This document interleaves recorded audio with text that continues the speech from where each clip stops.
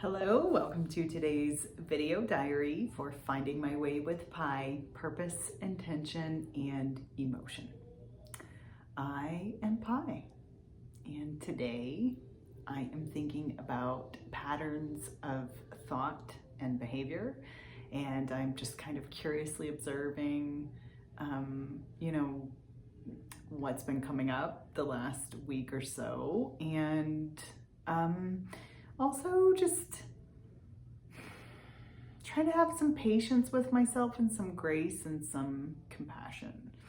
So there's this quote. It basically says something along the lines of when you're living in the past, you're depressed. When you're living in the future, you have anxiety or you're anxious. And when you're just in the present, you are open. And I've been doing a lot of living in the past, the last week or so, and poking at living in the past. And not just my most recent past with leaving my corporate leadership position, but also, as I've been going through this exercise of writing about my life and looking at my life story, basically, there's some tough things there. So that being said, I have felt depressed quite a bit this week. And it's kind of interesting because that's coming off of a weekend where I actually felt really good and happy and got to spend time with friends, and we had a good time together, and my family was there, and I hang out with my kids, and we laughed. We made a good memory together, and I felt so good about it. And then, this week dealing with depression. So a few things I want to note about this. I think one of the things that happens with burnout is that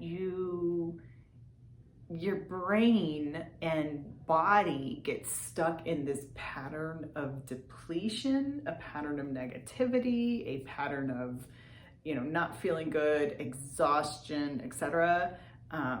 And even though I feel much healthier now, I think that just tapping on something that made me feel some painful emotions was enough to trigger the pattern from the burnout, as well as, just some I don't know how to describe this part. Just reliving some past things and looking at them from a new perspective, this far removed from those events, and also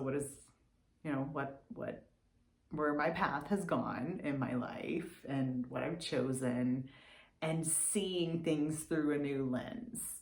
It's been both enlightening and exhausting in the sense that it's deep work, it's very emotional work, and there are fears that come up with it, as well as patterns that I need to intentionally, consciously, mindfully be aware of and try to pop myself out of. Okay, so here's the intentional piece and purposeful piece.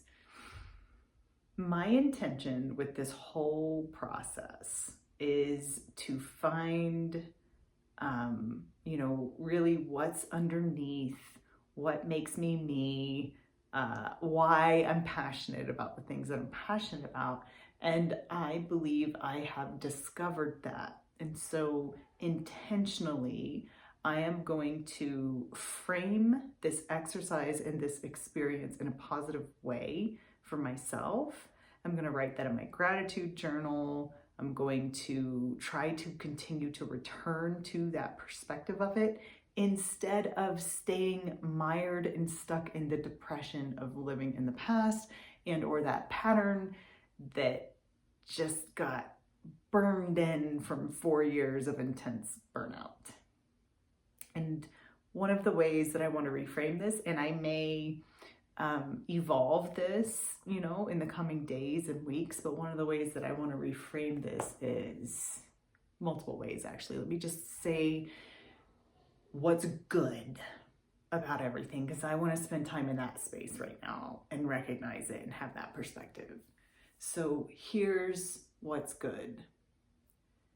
I am afforded the time to do this meaningful, deep work of rebuilding myself right now and learning from my past and healing from my past and learning how to continue to return to that healing for myself daily if needed as I move into my future, and not have to run from it or hide from it anymore, because that was not healthy for me. I'm grateful for this time to be able to do that. If I had not been able to leave my corporate leadership position, I truly do not believe I could have done this deep work. I was too exhausted. I did not have the energy that I needed to be able to do it, nor the wherewithal mentally, like the perspective piece of this, the insight piece of this that I needed to gain from looking at myself. So that is such a blessing and such a gift. And when I think about that, I think about all the people who make that possible for me and who are supporting me in this journey. And I appreciate that deeply. And those people and the relationships. I'm so incredibly thankful. I am thankful for, let me rephrase this. Reframing this experience, instead of attaching to the depression and the difficulty and painful memories and the discomfort and even the fears that come up with it, right? It's not just fear of looking at it again. It's also like, wow, if I so choose to discuss any of these things with like hubby or anyone else, friends, family, anyone else, just kind of the, what are they going to think? I don't know if I'm alone here. I don't think so, because I've listened to enough podcasts, like self-help stuff over the years, trying to, prod at this one little area. But the fear of, will they not look at me the same? Will there be judgment in their eyes? Will there be yeah, that happened to you, but maybe you shouldn't put yourself in that situation. I was a child, or, I don't know. What if the look and how someone regards me, the look in their eyes and how someone regards me changes? And I gotta tell you, getting to that depth of the fear and that articulation of it and that understanding was a breakthrough for me, because it also helped me realize why I ran from it. Not only was it painful, but I was also afraid. Okay, so one step deeper, maybe what's even worse is that it wasn't safe for myself within myself, because maybe I judged myself harshly. Like, maybe I shouldn't have put myself in that situation. Again, I was a child. Or maybe, I don't even know. It's so hard to describe because it's irrational. It's fears, but the judgment that I've heaped on my shoulders over the years, I don't think it's accurate. I think it's a cognitive distortion of being, dare I say, victim of some experiences. And hubby and I were having a conversation yesterday, and I admitted this to him. I was just in an agitated state, and I admitted it to him. I'm afraid you won't look at me the same way. And he said, first of all, that's like not your business how anyone else thinks of you. It's truly nothing you can control. So if you're going to do this work, you just simply have to be okay with it. Which led me to, then I have to be okay with myself.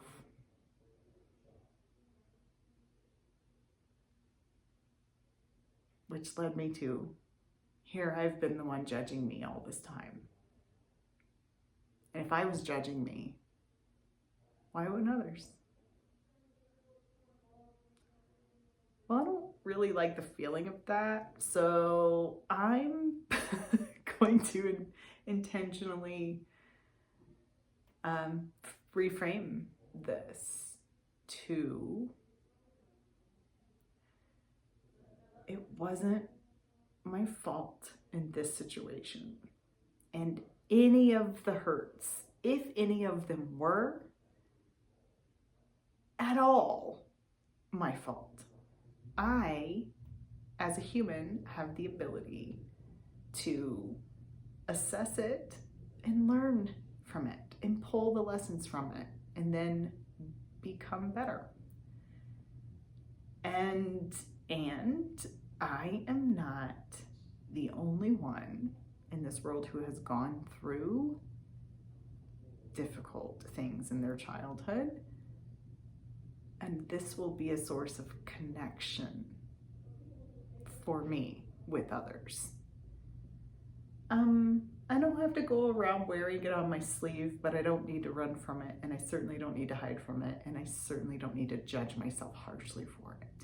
I'm just ready to accept, learn, and feel liberated, and also discover what I need to do as I move forward to try to maintain this state of acceptance. And how cool that I can right now. That alone is a gift and a blessing, and I believe it is preparing me for whatever it is I'll be doing,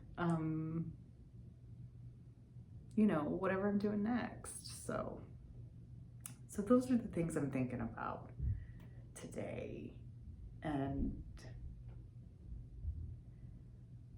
I just wanted to intentionally reframe everything because I'm noticing the depression. I'm curiously observing it. I understand why it's there, and I like to intentionally choose some actions for me that will help me be present present now, so I can be open versus depressed or anxious.